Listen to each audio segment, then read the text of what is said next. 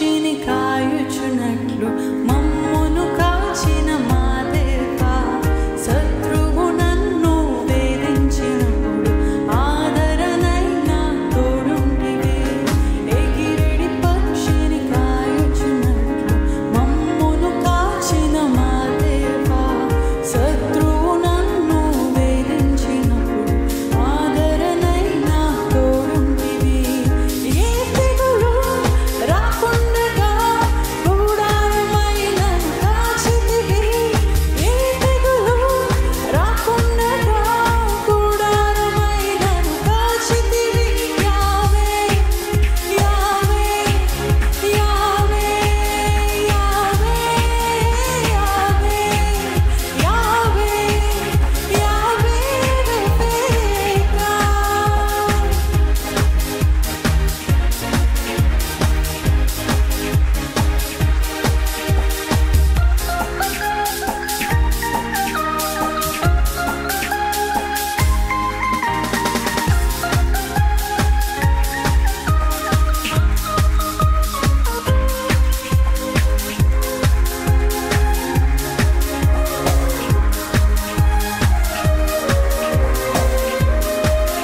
అర్థం చేసుకుంటూ పాడదాం ప్రతి ఒక్కరము. నీ ఆత్మ నాలో వసించగా నిర్జీవమైనది జీవించనే.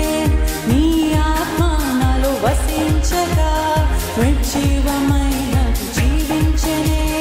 బ్రతికి ఉన్నా నీ శక్తితో నన్ను బ్రతికింపజేసితివి. బ్రతికి ఉన్నా నీ శక్తితో నన్ను బ్రతికింపజేసితివి.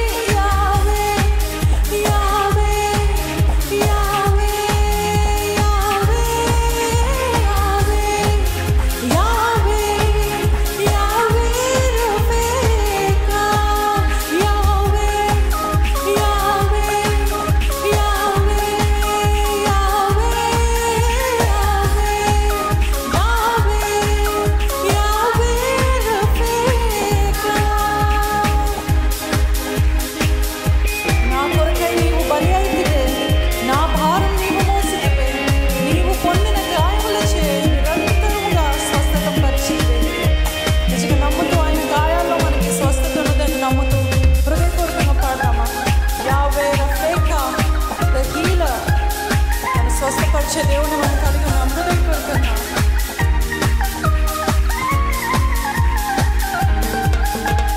నా కొరకై నీవు బలి అయితివే, నా భారం నీవు మోసితివే. నా కొరకై నీవు బలి అయితివే, నా భారం నీవు మరొకసారి. నా కొరకై నీవు బలి అయితివే, నా భారం నీవు మోసితివే. నా కొరకై నీవు బలి అయితివే, నా భారం నీవు మోసితివే. నీవు పొందిన గాయములచే నిరంతరముగా స్వస్థపరిచితివి. నీవు పొందిన గాయములచే నిరంతరముగా స్వస్థపరిచితివి. యావే యావే యావే యావే యావే యావే యావే రఫేకా. యావే యావే యావే యావే యావే యావే రఫేకా. ఎగిరెడి పక్షిని కాయుచున్నట్లు మమ్మును కాచిన మా దేవా, శత్రువు నన్ను వేధించినప్పుడు ఆదరణైన తోడుంటివి. ఎగిరెడి పక్షిని కాయుచున్నట్లు మమ్మును కాచిన మా దేవా, శత్రువు నన్ను వేధించినప్పుడు ఆదరణైన తోడుంటివి.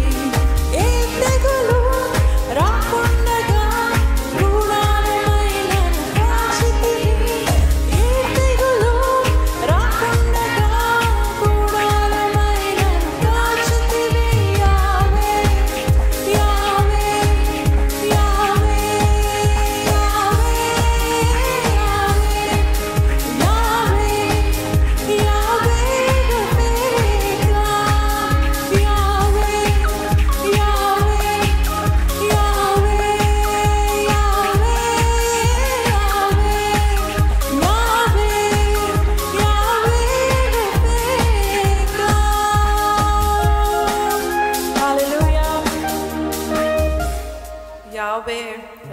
మీకా, యెహోవా రాఫా, మన స్వస్థపరిచే దేవుడు కదండి. ఎంతమందికి ఇక్కడ అనారోగ్యం ఉంది? ఒకసారి చేతులు ఎత్తారా కదా? You are all sick. మనం అందరికీ ఏదో ఒక వ్యాధి, అంటే శారీరక వ్యాధే కాదండి, మానసిక వ్యాధి, శారీరక వ్యాధి, ఫైనాన్షియల్ వ్యాధి, నిజంగా ఆర్థిక వ్యాధి, ఇంకా ఎన్నో వ్యాధులు మనల్ని పీడిస్తూ మనల్ని, ఎందుకంటే ఎమోషనలీ మనం దుఃఖిస్తున్నప్పుడు మన శరీరం కృంగిపోతూ ఉంటుంది automatically. It's a disease, it's a sickness. ఎందుకంటే మన బాధ, మన చింత మన ఎముకల్ని తినేస్తుందంట, మన ఎముకల్ని క్షీణింపజేస్తుందంట. మరి దేవుని గాయాల్లో నాకు స్వస్థత ఉంది అన్నవారు బిగ్గరగా హల్లెలూయా చెప్తారా? నమ్మిన వారు బిగ్గరగా హల్లెలూయా చెప్తారా? నిజంగా ఎగిరేడి పక్షిని కాల్చినట్లు మమ్మను కాచిన మా దేవ. ఎగిరే పక్షుల్ని చూస్తేనండి, అవి విత్తవు, అవి కొయ్యవు, అవి దాచిపెట్టుకో. కానీ అయినా ఎప్పుడైనా నేను తిండి లేక చచ్చిపోయాను అని ఉన్న పక్షులు ఏమైనా ఉన్నాయా? లేదు. Because God feeds them. How God feeds them? అవి నోరు తెరిస్తే దేవుడు సమయానికి విత్తనాలు, సమయానికి వామ్స్, సమయానికి దానికి ఫుడ్ నోట్లో వేస్తూ ఉంటాయండి దేవుడు. ఆ ఎల్లి కష్టపడతాయి, ఆ ఎల్లి ఎగిరి చక్కగా ఏ రోజుకి ఆ రోజుకి ఫ్రెష్గా, నిన్నటిది మధ్యాహ్నంది ఫ్రిడ్జ్లో తీసుకొచ్చి వేడి చేసి అట్లేమీ చేయదు కదండి. పక్షులు ఏ రోజుకి ఆ రోజు ఫ్రెష్ ఫుడ్ వెళ్తాయి, చక్కగా వాటి స్వరంతో దేవుని స్తుతిస్తూ చక్కగా వాటి ఆహారాన్ని తెచ్చుకుంటాయి, తింటాయి. మనం ఏం చేస్తామంటే కూర్చొని దేవుడు నాకు ఇవ్వాలి, దేవుడు ఎప్పుడు ఇస్తాడు అని ఇట్లా నోరు తెరుచుకొని చూస్తూ ఉంటాం. దేవుడు వచ్చి నోట్లో వేయడండి. We need to pray, we need to have faith. మన పని మనం చేస్తూ ఉండాలి. మన పని మనం చేస్తున్నప్పుడు దేవుడు తగిన సమయంలో సమస్తము సమకూడి మనకు మేలు కొరకై దేవుడు సమకూడి జరిగిస్తాడంట. ఆయన్ని ప్రేమిస్తూ, ఆయన వాక్యాన్ని చదువుతూ, వాక్యానుసారంగా జీవిస్తూ మన జీవితాన్ని కొనసాగిస్తూ ఉంటే మనం ఇంకా you don't have to wait, you don't have to even ask. దేవుణ్ణి స్తుతిస్తూ ఎగిరేడి పక్షులు ఎంత హాయిగా ఎగురుతూ దేవుణ్ణి స్తుతిస్తూ వెళ్తూ ఉంటాయో వాటికి ఎప్పుడు ఏది కొదువు చేయడు.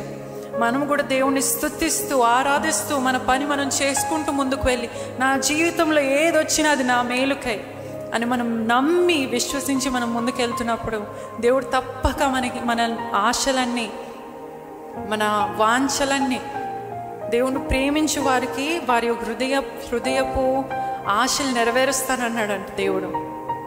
అంటే ఆయన్ని ప్రేమించుకుంటూ మనం ముందుకు వెళ్తే, ఆయన్ని ప్రేమించుకుంటూ మనము ముందుకు సాగితే, ఆయన రాజ్యాన్ని మనం ముందుకు వెతుక్కుంటూ మనం ముందుకు వెళ్తేనండి మనకు అన్ని దేవుడు ఇస్తాడు. ఏమి తిందుమా, ఏమి త్రాగుదుమా, ఏమి ధరించుకుందుమా అనుకుంటూ దీని కొరకు మనం పరిగెడుతూ ఉంటే మనం ఇంకా అదే కష్టపడాల్సి వస్తుంది. దేవుడు అంటాడు, మొదటిగా నా రాజ్యాన్ని, నా నీతిని, నా రాజ్యాన్ని నువ్వు వెతుకు, తర్వాత అవన్నీ నీకు అనుగ్రహించబడుతుంది. అవన్నీ ఏంటి? ఏమి తిందుమా, ఏమి త్రాగుతుమా, ఏమి ధరించుకుందుమా. మనం ఎప్పుడు కొసరు అనుకుంటూ మనము కొసరుని ఆశిస్తూ ఉంటాం. కానీ the main thing is our main God. He created us to worship him. మన జీవితం ద్వారా, నా జీవితం ద్వారా, నా క్రియల ద్వారా దేవునికి మహిమ రావాలి, దేవునికి ఘనత రావాలి అని ఎంతమంది జీవిస్తున్నాము?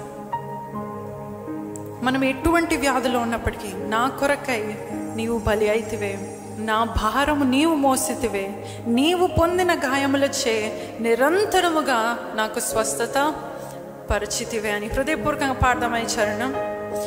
నా కొరకై నీవు బలి అయితివే, నా భారం నీవు